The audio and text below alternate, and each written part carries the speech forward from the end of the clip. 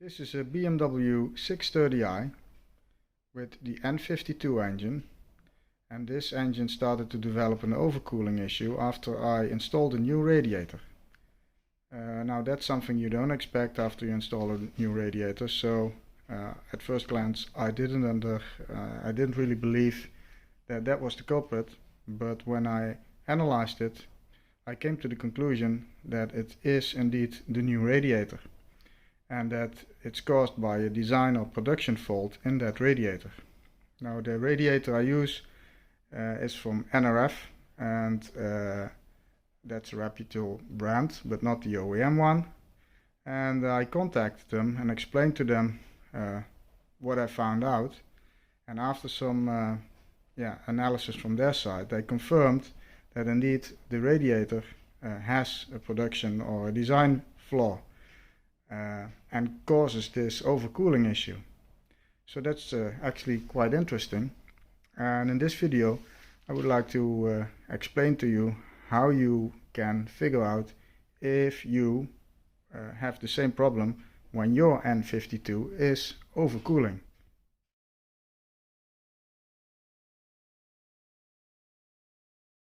Here on the floor we have two radiators. On the left side the NRF one, which is identical to the one installed currently in my car, and there on the right we have one from Mahle, and Mahle is the OEM supplier for BMW for many models of cars, and of course also this particular model of E63.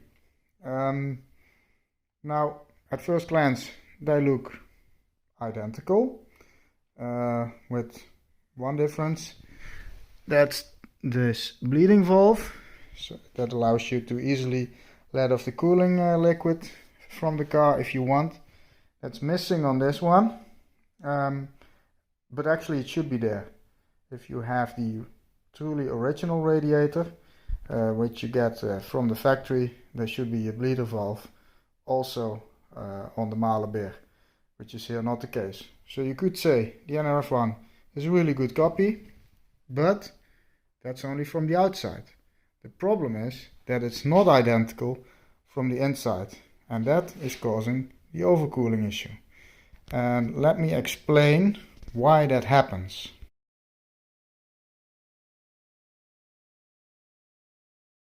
Now, the way BMW designed this cooling system is to put two radiators into one.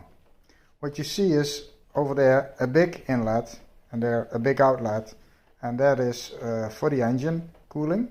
And then at the bottom you see over there a small inlet and a small outlet, and that's for the transmission cooling and heating up. And those two circuits should be completely separated. And as you can see here on the Mahle, you see here some marks, and they are also over there, and they indicate there's something inside here, and that's a separator here to separate those two channels. So there's no water flowing from there into there, or from there into there. With the NRF one, this is not the case. You see nothing of separation here, and I can tell you, I already tested it, if you simply take off that cap over there and remove that cap and you blow air in there, it will easily flow out there. If you do the same over here, if you blow in air here, nothing will come out over there. Everything will come out over here. So there you already have your proof that that one does not have the separation that should be in, and this one does have.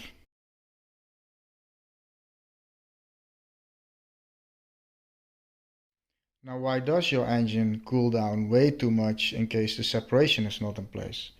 To understand that, you have to know how the system works with the separation in place. And how it works is that when your engine starts to generate a little bit of heat, the electric coolant pump of the n52 engine will start to run as well, and will apply pressure to both the big and the smaller entry. And on the smaller entry there's the heat exchanger with the transmission oil, so that will start to heat up your transmission oil by the coolant. and that coolant will then flow back into the engine, straight into the engine, by this exit, only via the lower part of your radiator. While at the same time no flow is going here, is here present because your thermostat is still closed. Now, if your separation is not present in the radiator, then what will happen is that here the water that is entering over there will also exit the radiator. So in fact you're using the entire radiator, and that water will all flow back straight into the engine, bypassing the thermostat.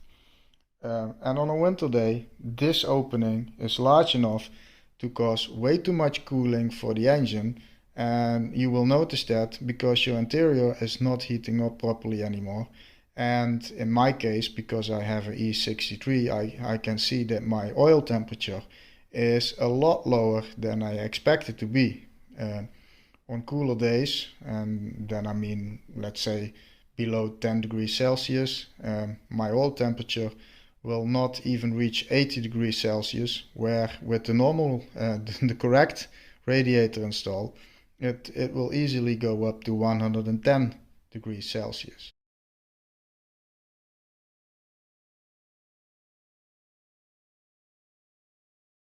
Now the next question will be, how can I diagnose I have such a faulty radiator in my car?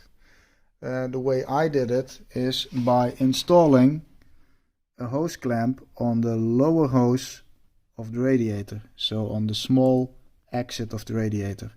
And the hose clamp I used is that green thing down there, which is a 3D printed part, but obviously you can use anything for that, but that's the way I did it. From the moment I installed that clamp on the car, everything started to work normal again on a winter day. So I got proper heat in my interior, and the oil temperature went back up again to the normal temperatures. So then I knew that that was my problem. Maybe another question then will be, does it hurt to drive the car like this? I don't believe so. I drove the car like this for several months, actually the entire winter period, because I was still looking for a good radiator, but then also for a good price, which took a while. And actually everything kept working the way it should. And I don't think it hurts the car, because I know that the radiator is fully open. So because there is no separation, I will know that also the lower channel will fully make use of the bigger exit from the moment the thermostat is opened. So that's why I believe it's not a problem. And a second reason why I believe it doesn't hurt the car is because I know that BMW redesigned the system. I think in the later models, not on the earlier models, they don't even have the lower exit. So they only have the bigger exit, and the separation is only present on the inlet side of the radiator.